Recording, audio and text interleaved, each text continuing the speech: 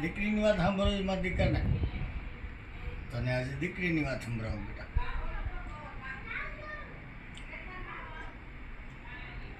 એક બાપને 5 દીકરા હતા બેટા. કેટલા? 5 દીકરા હતા અને એક બેન હતી, એ સાસરે હતી. એમાં અચાનક ભાઈએ ફોન કર્યો બેનને કે બેન તું જલ્દી આવી જા, બાપુજીને મજા નથી. એટલે બેન તો બધા ઘરેણાં પહેરી કમ્પ્લીટ થઈ અને આવી ગામમાં આવી, પાદર આવી. તકો કે કીધું કે બેન તમારા બાપુજી તો ઓફ થઈ ગયા છે, દેવ થઈ ગયા છે. ઓહો, કે મારા ભાઈએ તો એમ કીધું કે બાપુજીને મજા નથી. પછી બેન બિચારી બધા ઘરેણાં પહેરીને આવી હતી અને બાપુજી ઓફ થઈ ગયા એટલે ઘરેણાં પહેરાય નહીં. ગામને પાદર ઘરેણાં બધા કાઢી પોટલું બાંધી અને બેન તો ઘરે આવી. પછી તો બેટા વિધિ પ્રમાણે પાછે દીકરા એના બાપુજીની સ્મશાન યાત્રા લઈને જતા હતા. તો એમાં અચાનક એક ભાઈ ગાડી લઈને આવ્યો અને કીધું કે ભાઈ આ કોણ ઓફ થઈ ગયું? તો કે આ ફલાણા ભાઈ ઓફ થઈ ગયા. તો કે ઉભા રહ્યું એને નીચે ઉતારો. આ ફલાણા ભાઈ પાસે પૈસા મારે 8 લાખ રૂપિયા લેવાના છે. આ તમે 5 દીકરામાંથી કોણ મને પૈસા આપશે? તો બેટા એમાં બધાય ભાઈઓએ ના પાડી કે મારે હમણાં કરજો છે, મારે હમણાં ખર્ચો છે. કોઈ પૈસા આપવા તૈયાર નથી. પછી બહુ રીચકીચ થઈ. પછી એના મોટા દીકરાએ એમ કીધું કે મારા બાપ હારે ગયા પૈસા તારા. ઓહો, આ બધી વાતો ત્યાં પાદર થતી હતી ને બેટા.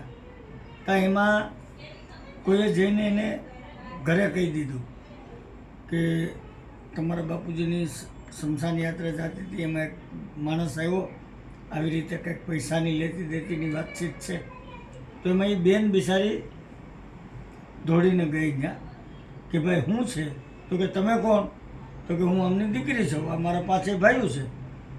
તો કે બેન તમારા બાપુજીએ મારી પાસેથી 5 લાખ રૂપિયા લીધા હતા અને એમ કીધું હતું કે મને હળગાવ્યા પહેલાં તું નક્કી કરી લેજે, નહીં તો તને પૈસા નહીં મળે.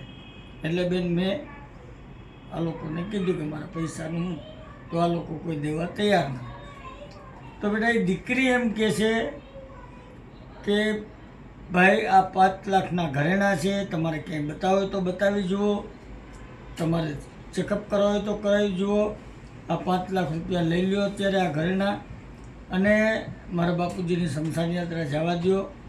અને બીજા 3 લાખ રૂપિયા તમારા હું કારી મજૂરી કરીને તમને ચૂકવી દઈશ. હું તમારા પૈસા નહીં રાખું, મારા બાપનો કરજો હું ભરી દઈશ. આ દીકરી એમ કહે છે. પછી એ ભાઈ કહે છે કે પાક્કું છે ને બેન, તમે ભરી દેશો ને પૈસા મને? તો કે હા ભાઈ હું ભરી દઈશ તમારા પૈસા. પછી ભાઈ એમ કહે છે કે ઊભા રહ્યો બેન, મારે તમારા બાપુજી પાસેથી 8 લાખ લેવાના નહોતા, મારે તમારા બાપુજીને 8 લાખ દેવાના છે.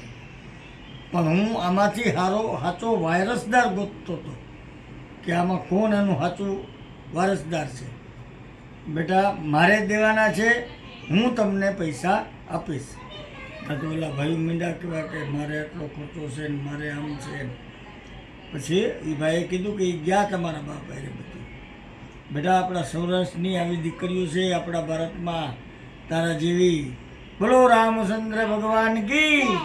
આ દાદા દીકરીની વાર્તા જોવા માટે લાઈક કરો, શેર કરો, સબસ્ક્રાઇબ